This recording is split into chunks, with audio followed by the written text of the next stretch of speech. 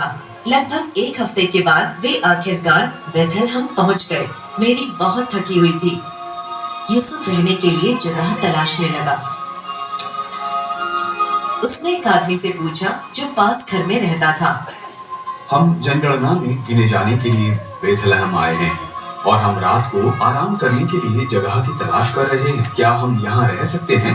क्षमा करें, हमारे सभी कमरे पहले से ही भरे हैं। जोसेफ एक कमरे की तलाश करते रहे, लेकिन सभी सराय भरे हुए थे। अंत में एक सराय के मालिक को मेरी की हालत देखकर दया आ गई।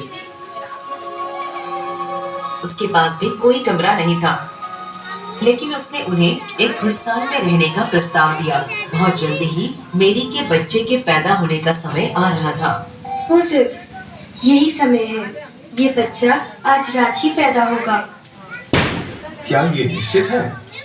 हाँ, मुझे यकीन है कि आज रात को ही बच्चा पैदा होगा। देर रात हो गई थी। सितारे स्थिर रूप से चमक रहे थे। आखिरकार मेरी का बच्चा पैदा हुआ। मेरी ने बच्चे को अपनी बाहों में पकड़ लिया और भगवान को धन्यवाद दिया। एक स्वस्थ बच्चे का अद्भुत उपहार। उसने उसे रखने के लिए उसके चारों ओर एक गर्म कपड़ा बांध दिया। मेरी के पास बच्चे को लिटाने की कोई जगह नहीं थी, इसलिए मेरी ने उस मुलायम घास ने बच्चे के बिस्तर के रूप में कार्य किया। यूसुफ और मेरी ने बच्चे का नाम परी का बताया हुआ ही रखा, यीशु। उसी रात बेथलहम के एक अलग हिस्से में चरवाहों का एक समूह भेड़ बकरियों के झुंड को देख रहा था। चरवाहे नीचे बैठ गए, कुछ सो रहे थे और अन्य भेड़ देखने के लिए जागते रहे। अचानक एक शानदार रोशनी ने आकाश को जला दिया और उन्हें एक स्वर्गदूत दिखाई दिया। चरवाहे बहुत भयभीत हो गए। क्या है वो? मैंने पहले कभी ऐसा कुछ नहीं देखा। छिप जाओ। नहीं, ठहरो, परी हमें कुछ बताना चाहती है। डरो मत, मैं यहाँ एक महान और आनंदपूर्ण घटना की घोषणा करने आई हूँ। बेथलेहम में एक उद्धारकर्ता पैदा हुआ है, एक उद्धारकर्ता जो मसीहा और राजा होगा। जाओ और इसकी तलाश करो। वह किसी घुड़साल में एक कंबल में लिपटा होगा।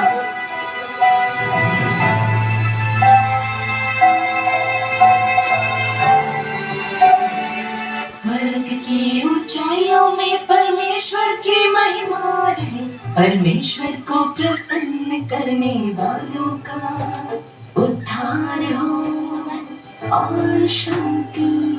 चरवाहे आश्चर्यचकित थे कि वे क्या देख रहे थे। जब स्वर्गदूत चले गए तब वे उत्साह से बात करने लगे। हमें जाना है बेथलेहम। हाँ, हमें उस उद्धारकर्ता को देखना होगा जो पैदा हुआ है। पर कैसे? क्या हम उसे ढूंढ लेंगे? जब परी ने हमें उसके बारे में बताया है तो मुझे यकीन है कि हम उसे ढूंढ लेंगे।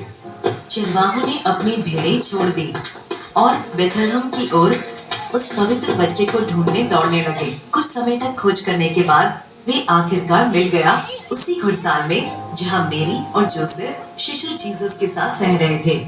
और जीसस को देखते ही वे अपने उद्धारकर्ता की पूजा करने के लिए अपने घुटनों पर गिर गए। जब चरवाहे चले गए तो उन्होंने सभी को बताया कि स्वर्गदूत ने क्या कहा था, और कहानी सुनकर हर कोई हैरान रह गया। फिर चरवाहे अपनी भेड़ों के पास लौटे और भगवान को अपना पुत्र मसीह के रूप में भेजने के लिए स्तुति करते रहे। जब यीशु का जन्म हुआ तो आकाश में एक चमकीला तारा दिखाई दिया। कुछ समझदार पुरुषों ने एक दूर के स्थान से तारे को देखा और तुरंत अनुमान लगाया कि इसका क्या मतलब है। वे बहुत होशियार लोग थे। उन्होंने पुराने लेखन का अध्ययन किया था और जानते थे कि जब एक उज्जवल और महान राजा का जन्म होगा तो नया तारा आकाश में दिखाई देगा। वह एक नए राजा को खोजने और उसे उपहार लाने के लिए निकल गए। बुद्धिमान पुरुषों ने बेथलहम की ओर बढ़ते हुए तारे का अनुसरण किया, जैसा कि उन्होंने पुराने लेखन में पढ़ा था। वे इस तारे का चरनी तक अनुसरण करते रहे। अब यह तारा सीधा उस स्थान पर चमक रहा था जहां यीशु ने जन्म लिया था। यीशु तक पहुंचकर वे लोग बहुत खुश थे। वे नीचे झुक गए और उनकी पूजा की। उन्होंने सोने, लोबान और अपने सारे उपहारों की पेशकश की।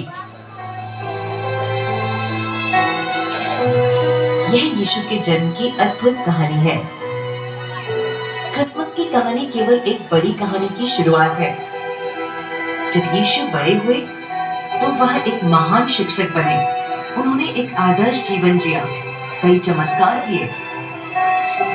जीसस सिर्फ एक साधारण मनुष्य ही नहीं बल्कि परमेश्वर के पुत्र थे, जो लोगों को अपने पापों से बचाने और उनके सभी गलत कर्मों से बचाने के लिए पृथ्वी पर पैदा हुआ था। ईसाई इस चमत्कार को क्रिसमस पर जश्न